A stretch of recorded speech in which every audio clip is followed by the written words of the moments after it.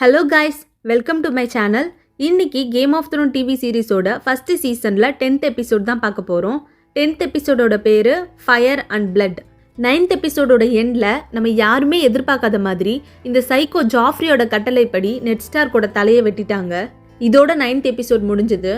இப்போ அடுத்து 10th எபிசோடில் என்ன நடக்க போகுதுன்னு தெரிஞ்சுக்கிறதுக்கு முன்னாடி நீங்கள் என்னோட சேனலுக்கு ஃபஸ்ட் டைம் வரீங்கன்னா என்னோட வீடியோவை லைக் பண்ணிட்டு மறக்காமல் என்னோட சேனலை சப்ஸ்கிரைப் பண்ணிடுங்க. இப்போ வாங்க ஸ்டோரிக்குள்ளே போகலாம். ஸ்டார்டிங்கில் இப்போ நெட் ஸ்டார்க்கோட தலையை வெட்டினால அவரோட பெரிய பொண்ணு சான்சா அங்கேயே மயக்கம் போட்டு விழுந்துடுறா. சின்ன பொண்ணு ஆரியாவை அந்த நைட் வாட்ச் வீரன் ஒரு ஓரமாக தூக்கிட்டு போயிட்டு அவள் முடியை வெட்டி யாருக்கும் அடையாளம் தெரியாத மாதிரி ஒரு பையன் மாதிரி மாற்றிடுறாரு. இப்போ அடுத்து விண்டர்ஃபெல்ல ஹோடருக்கு பதிலாக ஓஷா பிரானை தூக்கி வச்சுட்டு இருக்கா. அதுவும் அவனை தலை மேலே தூக்கி வச்சுட்டு அந்த கல்லறைகள் இருக்க இடத்துக்குள்ள போறாங்க. பிரான் ஓஷா கிட்ட அவனோட கனவை பத்தி சொல்லிட்டே போறான். அந்த 3 கண்ணு ரேவன் என்னை இந்த கல்லறைக்குள்ள கூட்டிட்டு போச்சு. இந்த கல்லறைக்குள்ள நான் என் அப்பாவோட சிலைய பார்த்தேன்னு சொல்லிட்டே வரான். அதுக்கு ஓஷாவும் இல்ல தம்பி, உன் அப்பா கிங்ஸ் லேண்டிங்ல இருக்காரு, இங்க இல்லைன்னு சொல்லிட்டே உள்ள கூட்டிட்டு போறா. அப்போ பிரானோட தம்பி ரிக்கானோட ஓனாய் ஓஷாவை அட்டாக் பண்ற மாதிரி கிட்ட வந்து எகிரி குதிக்குது. அதை பார்த்து பயந்து இப்போ ஓஷா பிரானை கீழே போட்டுட்டு அவளும் கீழே விழுந்துடுறா. பின்னாடியே ரிக்கான் வரான். வந்துட்டு நான் அப்பாவோட சிலையை இங்கதான் கல்லறைக்குள்ள பார்த்தேன், கனவுல பார்த்தேன்னு சொல்றான். அதுக்கு பிரானும் அப்பா இங்க இல்லைன்னு சொல்லி அனுப்பிடுறான். இப்போ ஓஷா சொல்றா, நீங்க 2 பேரும் உங்க அப்பாவை ரொம்ப மிஸ் பண்றீங்க, அதான் அவரை பத்தி உங்களுக்கு கனவு வந்திருக்குன்னு சொல்லிட்டே அவனை வெளியே தூக்கிட்டு வரா. அப்ப மேஸ்டர் லூவினுக்கு ஒரு ரேவன் வந்திருக்கு, அதை சோகமா படிச்சுட்டு இருக்காரு. அது நெட் ஸ்டார் தலையை வெட்டி கொன்னுட்டாங்கன்ற அந்த நியூஸ் தான். அவரும் இது எப்படி இந்த சின்ன பசங்க கிட்ட சொல்றதுன்னு தெரியாம தடுமாறிட்டு பேச ஆரம்பிக்கிறாரு. இப்போ அப்படியே கேட்லின் ஸ்டார்க்கை காட்டுறாங்க. அவங்களுக்கும் இந்த நியூஸ் வந்துச்சு. அவங்க டென்ட்டை விட்டு வெளியே வந்து பயங்கரமா அழுகுறாங்க. அவங்களால இந்த விஷயத்த தாங்கிக்கவே முடியல. அப்ப பக்கத்துல ஏதோ ஒரு சத்தம் கேக்குது. அவங்களும் அது என்னன்னு கிட்ட போய் பாக்குறாங்க. நம்ம ராப் ஸ்டார்க் அப்பாவை கொன்னுட்டாங்கன்னு அழுதுட்டே ஒரு மரத்தை அவனோட வாளை வச்சு வெட்டிட்டே இருக்கான். அவ்வளோ வெறி அவனுக்கு. நார்மலா நமக்கு கோவம் வந்தா எப்படி பக்கத்துல இருக்க எதையாவது தூக்கி அடிப்போம், அந்த மாதிரி கோவம், ஒரு வெறி. அதோட என்னால என் அப்பாவை காப்பாற்ற முடியாம போயிடுச்சேன்னு ஒரு கவலையில அந்த மரத்தை வெறித்தனமா வெட்டிட்டு இருக்கான். கேட் அங்க வந்ததும் நான் அவங்க யாரையும் விட மாட்டேன், எல்லாரையும் கொன்னுடுவேன்னு சொல்றான். அதுக்கு அவளும் அவங்க கிட்ட உன் தங்கச்சிங்க இருக்காங்க, ஃபர்ஸ்ட் உன் தங்கச்சிங்களை இங்க சேஃபா கூட்டிட்டு வரணும், அதுக்கப்புறம் அவங்க எல்லாரையும் கொன்னுடலான்னு சொல்லி அவனை சமாதானப்படுத்துறாங்க. இப்ப இங்க கிங்ஸ் லேண்டிங்ல இந்த சைக்கோ ஜாஃப்ரியை காட்டுறாங்க. அங்க சபையில ஒரு ஆளு இவன் முன்னாடி பாட்டு பாடுறான். ஆனா இந்த சைக்கோக்கு அவன் பாட்டு பிடிக்கல, அதனால அந்த பாடகனோட நாக்கா இருக்க சொல்லிடுறான். செர்சிக்கு பிறந்தது அவளை விட மோசமா இருக்கு. என்னதான் ராஜாவா இருந்தாலும் இவனுக்கு இவ்வளவு திமிரு இருக்க கூடாது. சான்சாவும் அங்கதான் இருக்கா. அவளுக்கு இப்பதான் இந்த ஜாஃப்ரியோட உண்மையான முகம் தெரியுது. இப்பதான் அவன் ஒரு சைக்கோ, அதுவும் இல்லாம ஒரு சாடிஸ்ட்னு புரிஞ்சுக்கிறா.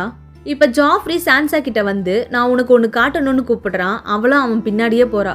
அவளை கூட்டிட்டு போய் அவ அப்பாவோட தலைய பார்க்க வைக்கிறான். நிறைய கம்பியில ஸ்டார்க் வீரர்கள், நெட் ஸ்டார்க், அப்புறம் சான்சாவோட டீச்சர், இவங்க எல்லாரோட தலையவும் மாட்டி வச்சிருக்காங்க. ஸோ இப்போ அதை தான் சான்சாவை பார்க்க வைக்கிறான். சான்சாவும் ப்ளீஸ் என்னை விட்டுரு, நான் என் வீட்டுக்கு போயிடுறேன் ப்ளீஸ்னு கெஞ்சி பார்க்குறா. ஆனால் அந்த சைக்கோ துரோகிங்களுக்கு என்ன நடக்கும்னு பாருன்னு மறுபடியும் அவள் அப்பா தலையை பார்க்க சொல்கிறான். ஸோ இப்போ சான்சாவும் மனசில் தைரியத்தை வர வச்சுட்டு அவள் அப்பாவோட தலையை பார்க்குறா. எவ்வளோ நேரம் இப்படியே பார்த்துட்டு இருக்கணும்னு ஜாஃப்ரி கிட்ட கேட்குறா. அதுக்கு அந்த மென்டல் நான் சாட்டிஸ்ஃபை ஆகிற வரையும் பார்த்துட்டே இருன்னு சொல்லிட்டு இன்னும் கொஞ்ச நாள்ல இதே மாதிரி உன் அண்ணன் ராப் ஸ்டார்க்கோட தலையவும் வெட்டி உனக்கு கொடுப்பேன்னு சொல்றான். அதுக்கு சான்சா என் அண்ணன் உன் தலையை வெட்டி எனக்கு கொடுப்பான்னு சொல்லிடுறா. அது கேட்டதும் ஜாஃப்ரிக்கு பயங்கரமா கோவம் வருது. என் அம்மா நான் கட்டிக்க போற பொண்ணை அடிக்க கூடாதுன்னு சொல்லி கொடுத்துருக்காங்கன்னு சொல்லிட்டு பக்கத்துல இருந்த அவனோட காவலாளி ஒருத்தனை விட்டு சான்சாவை அடிக்க சொல்றான். அந்த ஆளும் சான்சாவை பலார்னு கண்ணத்திலேயே அடிக்கிறான். அடிச்சதுல அவளுக்கு ரத்தமே வந்துச்சு. ஸோ இப்போ சான்சாக்கு செம்ம கோவம். அங்க ஒரு பில்டிங் மேல பாலம் மாதிரி பலகைகள் வச்சிருக்காங்க, அதுல தான் ஜாஃப்ரி இப்ப நின்னுட்டு இருக்கான். ஸோ இப்ப சான்சா இங்க இருந்து அவனை கீழே தள்ளி விட்டுறலான்னு அவன் கிட்ட போறா. அப்ப கரெக்டா ஜாஃப்ரியோட பாதுகாவலன் ஹவுண்ட் அவ கிட்ட வந்துட்டு அவ வாயில இருக்க ரத்தத்தை தொடச்சு விட்டு உன் வலிய பொறுத்துக்கோ குழந்தை, அவன் சொல்றதை கேளுன்னு அவளுக்கு அட்வைஸ் பண்ணிட்டு அங்கிருந்து போறான். இந்த ஹவுண்டு நல்லவன் தான், வேற வழி இல்லாம தான் அவனும் ஜாஃப்ரியோட கொடுமையெல்லாம் பொறுத்துட்டு இருக்கான். அந்த சைக்கோ ஜாஃப்ரி கூடவே இருக்கனால அவனை பத்தி ஹவுண்ட் நல்லாவே தெரிஞ்சு வச்சிருக்கான். இப்ப அடுத்து நார்த்தோட தலைவர்கள் எல்லாரும் ஒன்னா கூடி ராபை சுத்தி உட்கார்ந்துட்டு இருக்காங்க. அப்ப அங்க இருக்க ஒரு குறுநில மன்னர் ஏஞ்சி பேச ஆரம்பிக்கிறாரு. நம்ம இத்தனை வருஷமா டார்கேரியன்ஸ்க்கு தலை வணங்கணும், அடுத்து ராபர்ட் பராத்தியன், அடுத்து இப்ப ஜாஃப்ரிக்கு தலை வணங்கணும்னு சொல்றாங்க. எத்தனை வருஷத்துக்கு இப்படி ஆட்சி செய்ய தகுதி இல்லாத மன்னர்களுக்கு தலை வணங்கணும்? இனி இந்த நார்த் தேசம் அயன் த்ரோன்ல எவன் உட்கார்ந்துட்டு இருந்தாலும் அவனுக்கு தலை வணங்காது. ஏன்னா எங்களோட அரசன், இந்த நார்த்தோட அரசன் ராப் ஸ்டார்க் தான். ராப் ஸ்டார்க் தான் நார்த்தோட அரசன், அவனுக்கு தான் நாங்க தலை வணங்குவோம்னு ராப் முன்னாடி மண்டி போட்டு நிக்கிறாரு. அப்ப தியானும் நான் உன் கூட பிறக்கலனாலும் நானும் உன் பிரதர் தான், நான் எப்பவுமே உனக்கு தான் சப்போர்ட் பண்ணுவேன்னு சொல்லி அவனும் ராப் முன்னாடி தலை வணங்குறான். சுத்தி இருக்க மத்த எல்லா மன்னர்களும் ராப் தான் நார்த்தோட அரசன்னு சொல்லி அவனுக்கு தலை வணங்குறாங்க. இப்ப எல்லாரும் சேர்ந்து கிங் இன் த நார்த்னு சொல்லிட்டே இருக்காங்க. உண்மையாவே இந்த சீன் பயங்கரமா இருக்கும். இந்த சீன் பார்க்கும்போது அப்படியே உடம்பெல்லாம் புல்லரிச்சிடும், செம்மையா இருக்கும். இன்னொரு பக்கம் இங்க கிங்ஸ் லேண்டிங்ல செர்சி அவ தம்பி ஜேமி இப்ப கூட இல்லாதனால அவளோட கசின் பிரதர், அவளோட சித்தப்பா பையன் கூட சேர்ந்து தப்பு பண்றா. இந்த பையன் பேரு தான் லான்சல் லானிஸ்டர். இதுக்கு முன்னாடி ராபர்ட் அந்த குண்டு மன்னருக்கு வேலைக்காரனா இருந்தான். ராபர்ட்க்கு வைன் ஊத்தி கொடுக்குற பையன் இவன். செர்சி தான் இவன் என் சித்தப்பா பையன்னு ராபர்ட் கிட்ட சொல்லி இவனை வேலைக்கு அப்பாயிண்ட் பண்ணிருப்பா. இப்ப அடுத்து லானிஸ்டர்ஸோட தலைவன் கேஸ்டர்லி ராக்கோட கிங் டைவின் லானிஸ்டரும் அவருக்கு கீழே இருக்க முக்கியமான ஆளுங்களும் ஒரு டென்ட்டுக்குள்ள உட்காந்து ஜேமி லானிஸ்டரை எப்படி மறுபடியும் மீட்டு கொண்டு வரதுன்னு பேசிட்டு இருக்காங்க. டைவினோட தம்பி, அதான் கொஞ்ச நேரத்துக்கு முன்னாடி செர்சி அவ கசின் பிரதர் கூட தப்பா நடந்திருப்பாளே, அந்த பையன் லான்சல் லானிஸ்டரோட அப்பா, அவரும் இங்கதான் இருக்காரு. அவர் நம்ம ஜேமிக்காக ராப்ஸ்டார் கிட்ட சமாதானம் பேசலான்னு சொல்றாரு. அதுக்கு டிரியன் சொல்றான், அதெல்லாம் ஜாஃப்ரி நெட் ஸ்டார்க் தலையை வெட்டுறதுக்கு முன்னாடி யோசிச்சிருக்கணும், இப்ப சமாதானம் பேசி ஒரு யூஸும் இல்லைன்னு சொல்றான். அப்ப அங்கிருந்து இன்னொரு ஆளு சொல்றாரு, நம்ம சமாதானம் பேச போனா நம்ம வீக்கா இருக்கோம்னு ராப்ஸ்டார்க் நினைச்சுப்பான். அவன் தங்கச்சிங்க நம்ம கிட்ட தானே இருக்காங்க, நம்ம போருக்கு ரெடி ஆகலாம், சண்டை போட்டு ஜேமியை மீட்டு கொண்டு வரலான்னு சொல்றாரு. அப்ப இதையெல்லாம் கேட்டுட்டு இருந்த டைவின் லானிஸ்டர் இப்ப டென்ஷன் ஆகி எல்லாரையும் வெளியே போங்கன்னு சொல்லிட்டு டிரியனை மட்டும் உள்ள இருக்க சொல்றாரு. ஜேமியை அரெஸ்ட் பண்ணதும் டைவினுக்கு கோவம் பொத்துட்டு வருது. டிரியனை அரெஸ்ட் பண்ணப்போ இந்த அளவுக்கு டென்ஷன் ஆகல. இப்ப எல்லாரும் வெளியே போனதும் டிரியன் கிட்ட, நீ சொன்னது கரெக்ட் தான், நெட் ஸ்டார்க் மட்டும் உயிரோடு இருந்தா நம்மளோட போர் கொஞ்சம் ஈஸியா இருந்திருக்கும். ஏன்னா இப்ப ராப் ஸ்டார்க் மட்டும் இல்ல, ரென்லி பராத்தியன், ஸ்டானிஸ் பராத்தியன், ராபர்ட்டோட 2 தம்பிங்களும் நமக்கு எதிராக போருக்கு ஆளுங்களை ரெடி பண்ணிட்டு இருக்காங்கன்னு சொல்றாரு. சொல்லிட்டு நீ கிங்ஸ் லேண்டிங்க்கு போ, எனக்கு பதில் என்னோட இடத்துல ஹேண்ட் ஆஃப் கிங்கா நான் வர வரைக்கும் நீ ஆட்சி பண்ணுன்னு நம்ம குட்டி ஹீரோ டிரியனை போக சொல்றாரு. இது வரைக்கும் இருந்த எல்லா ஹேண்ட் ஆஃப் கிங்ஸையும் வரிசையா கொண்டுட்டே வராங்க. அடுத்து நம்ம டிரியன் ஹேண்ட் ஆஃப் கிங்கா ஆக போறான். டிரியனை என்ன பண்ண போறாங்கன்னு தெரியல. இப்ப அடுத்து நம்ம டெனாரிஸை காட்டுறாங்க. கடைசியா குழந்தை பிறக்க போதுன்னு செர்ஜோரா டெனாரிஸ் அந்த சூரியக்கறி இருக்க டென்ட்டுக்குள்ள தூக்கிட்டு போயிருப்பாரு. இப்பதான் குழந்தை பிறந்து நம்ம ஹீரோயின் கண் முழிக்கிறா. செர்ஜோரா தான் அவ பக்கத்திலே உட்காந்துட்டு இருக்காரு. அவர்கிட்ட என் குழந்தை எங்கன்னு கேக்குறா. அதுக்கு செர்ஜோராவும் அந்த குழந்தை இறந்துடுச்சுன்னு சொல்றான். அவளும் எப்படி எப்படி என் குழந்தை இறந்து போச்சுன்னு கேட்டுட்டே இருக்கா.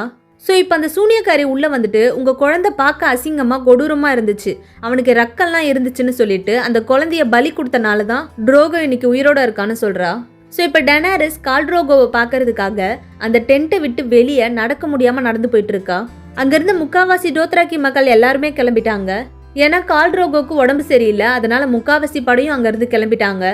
டெனாரிஸ் கொஞ்ச தூரம் போனதும் அங்கே ஒரு இடத்துல வெட்ட வெளியில் உச்சி வெயில்ல நம்ம டோத்ராக்கி தலைவனை ஒரு பாறை மேல செத்து போன மாதிரி போட்டு வச்சிருக்காங்க. நம்ம டெனாரிஸும் அவன் ஏன் பேச மாட்டான், அவனுக்கு எப்ப சரியாகும்னு கேக்குறா. இப்பதான் பெரிய ட்விஸ்டே, அவன் எப்ப கண்மொழிப்பான்னு டெனாரிஸ் கேக்குறா. அதுக்கு இந்த சூனியக்காரி கொஞ்சம் கூட பயப்படாம திமிரா பேசுறா. நீங்க அவனோட உயிரை கேட்டீங்க, அவன் இப்ப உயிரோட இருக்கான்னு சொல்றா. அதுக்கு டெனாரிஸும் அவன் எப்ப எல்லார் மாதிரியும் மாறுவான்னு கேக்குறா. அதுக்கு அந்த சூனியக்காரி அவன் மாற மாட்டான், இப்படியே தான் இருப்பான், நீங்க கேட்ட மாதிரி உயிர் மட்டும் அவனுக்கு இருக்கும்னு சொல்லிட்டு அங்கிருந்து போயிடுறா. நம்ம தலைவி டெனாரிஸ் இப்ப அந்த சூனியக்காரி கிட்ட போயிட்டு, எதுக்கு இப்படி பண்ண, நான் உன்னை காப்பாத்திருக்கேன், அப்படியும் என்னோட ஹஸ்பண்டை படுத்த படுக்கையே ஆக்கிட்ட, என்னோட குழந்தைய கொன்னுட்ட, எதுக்கு இப்படி பண்ணன்னு கேக்குறா. அதுக்கு அந்த சூனியக்காரி, நீங்க எங்களோட கோவிலை அழிச்சிட்டீங்க, பெரியவங்க சின்னவங்கன்னு எல்லாரையும் தலையை வெட்டி கொன்னுட்டீங்க, நாளைக்கு உன் பையனும் இதே மாதிரி தான் பல இடத்துல எல்லாரையும் வெட்டி கொடூரமா கொல்லுவான், அதுக்குதான் அவனையும் கொன்னுட்டேன்னு திமிரா பேசுறா. அதுக்கு நம்ம டெனாரிஸும், நான் உன்னை உயிரோட வாழ வச்சேன், உன்னை காப்பாத்திருக்கேன், அதுக்கு நீ காட்டுற நன்றி கடனா இதுன்னு கேக்குறா. அதுக்கு அந்த சூனியக்காரி, நீ என்னை காப்பாத்துறதுக்கு முன்னாடியே என்னை 3 பேர் சீரழிச்சிட்டான், எனக்கு தெரிஞ்ச எல்லாரையும் கொடூரமா கொன்னுட்டாங்க, என் வீடு கோவில் எல்லாத்தையும் அழிச்சிட்டீங்க, இப்ப என்னோட வாழ்க்கையும் வெறுமையா தான் இருக்கு, உன்னோட கால்ட்ரோகோ இப்ப எப்படி உயிர் இருந்தாலும் பொணமா இருக்கானோ அதே மாதிரிதான் நானும் இப்ப வாழ்ந்துட்டு இருக்கேன்னு சொல்றா. பட் இந்த சூனியக்காரி சொல்றது அவளோட சைட்ல கரெக்டா தான் தெரியுது. அவளோட ஊரை, அவளோட மக்கள் எல்லாரையும் கால்ட்ரோகவும் அவனோட ஆளுங்களும் தான் அழிச்சாங்க, அதுக்கு தான் அவள் இப்படி பழி வாங்கியிருக்கா. இப்போ அப்படியே அடுத்து நம்ம ஜான் ஸ்னோவை காட்டுறாங்க. அவனுக்கு அவன் அப்பா பற்றின நியூஸ் வந்துச்சு போல. ஸோ இப்போ ஜான் அவன் குதிரையை எடுத்துட்டு அங்கேருந்து கிளம்ப பார்க்குறான். சாம் ஜானை எவ்வளவோ தடுத்து பார்க்குறான். அப்படியே சாமை தள்ளி விட்டுட்டு ஜான் இப்போ நைட் வாட்ச்ல இருந்து விண்டர்ஃபெல்க்கு போயிட்டு இருக்கான். அவன் பின்னாடியே அவனோட ஓனாய் கோஸ்ட்டும் போகுது. இப்போ ஜான் பின்னாடியே ஜானோட ஃப்ரெண்ட்ஸும் சாமும் குதிரையில பின்னாடியே போகிறாங்க. ஏன்னா நைட் வாட்ச் பிரதர்ஸ் சொல்லாம நைட் வாட்சை விட்டு வெளியே போகக்கூடாது, மீறி போனா தலையை வெட்டி கொண்டுடுவாங்க. ஆல்ரெடி அப்படிதான் ஃபர்ஸ்ட் எபிசோட்ல ஒருத்தனை தலையை வெட்டி கொண்டு இருப்பாங்க. குதிரையில போறப்போ அங்கிருந்து ஒரு மரக்கிளையில மோதி சாம் இப்ப கீழே விழுந்துடுறான். சாம் கீழே விழுந்ததும் ஜான் திரும்பி சாம பார்க்க வரான். ஜானோட ஃப்ரெண்ட்ஸ் பிப்பு, கிரென்னு, சாம் எல்லாரும் போகாதடா, திரும்பி நைட் வாட்ச்க்கு வந்துடுன்னு சொல்லி பாக்குறாங்க. அப்படியும் ஜான் இல்ல நான் போகணும்னு சொல்லிட்டு இருக்கான். ஸோ இப்போ இவனுங்க 3 பேரும் அவனை தடுத்து நிறுத்தி ஸ்டார்டிங்ல அவங்க எடுத்த அந்த உறுதிமொழியை சொல்றாங்க. நான் ஒரு நைட் வாட்ச் வீரன், சாகுற வரைக்கும் நைட் வாட்ச்க்காக வாழ்வோன்னு சொல்றாங்க. இதெல்லாம் கேட்டதும் ஜானுக்கு இப்ப மனசு மாறுது. ஸோ இப்போ திரும்பி மறுபடியும் நைட் வாட்ச்க்கே வந்துடுறேன்னு ஒத்துக்கிறான். அடுத்து இப்போ நம்ம டெனாரிஸ் செத்த போன மாதிரி உயிரோட இருக்க கால்ரோக கிட்ட ஃபீல் பண்ணி பேசிட்டு இருக்கா. அவனை அழுதுட்டே கிஸ் பண்றா. அவனை இந்த நிலைமையில பாக்குறதுக்கு அவளுக்கு சுத்தமா பிடிக்கல. ஸோ இப்போ டெனாரிஸ் அழுதுட்டே கால்ரோக முகத்துல ஒரு தலைக்காணியை வச்சு அழுத்தி அவளே அவ புருஷனை கொன்னுடுறா. அடுத்து இப்போ நம்ம ஆர்யா குட்டியை காட்டுறாங்க. அந்த நைட் வாட்ச் வீரன் நம்ம ஆர்யா முடிய வெட்டி பையனா மாத்திட்டாரு. இனிமேல் உன் பேரு ஆரி, நீ ஒரு அனாதை பையன்னு தான் இனிமேல் எல்லார்ட்டையும் சொல்லணும். உன் அப்பா மேல எனக்கு ரொம்ப மரியாதை இருக்கு, ஸோ உன்னை கொண்டு போய் விண்டர்ஃபெல்ல விட போறேன், எங்கேயும் ஓடிடாத, என் கண் முன்னாடியே இருன்னு சொல்றாரு. அங்க இருந்த கைதிகள்ல ஒரு குண்டு பையன் இருக்கான், அவன் பேரு ஹாட் பை.